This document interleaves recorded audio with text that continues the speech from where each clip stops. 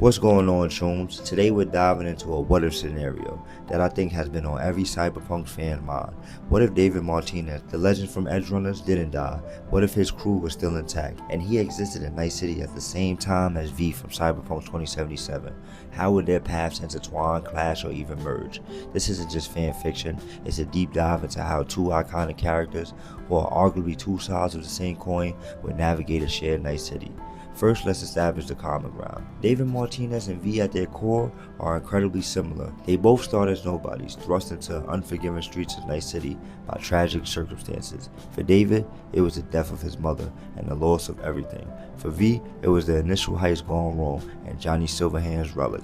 Both are driven by ambition and a desire to be legends, and a fierce loyalty to those they care about. They're both incredibly adaptable, and they embrace extensive cybernetic enhancements to survive and thrive. You could argue they share almost identical life paths, just a few years apart in actual canon.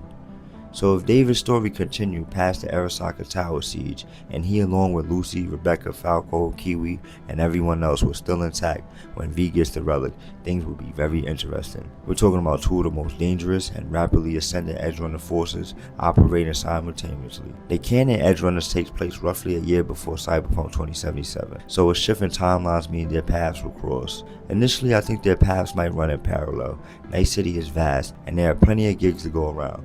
Both V and David are building reputations.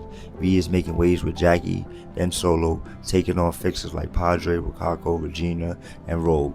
David with Main's crew will be doing similar high-stakes jobs with their own fixers, or perhaps even the same ones, potentially leading to overlapping contracts. But let's be real, in Night City everyone steps on someone's toes eventually. They could be easily pitted against each other. Imagine a situation where both V and David's crew are hired for the same job by different fixers. Picture the tension.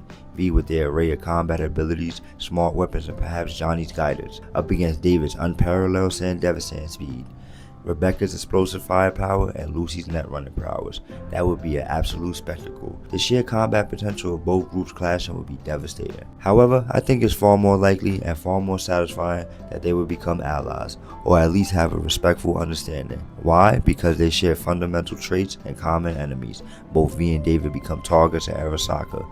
David's entire downfall in Edgerunner is directly tied to Arasaka's experiments and their ruthlessness. V's primary antagonist is also Arasaka. If David and his crew are still around, they are still a thorn in Arasaka's side, especially if they manage to escape their orbital station.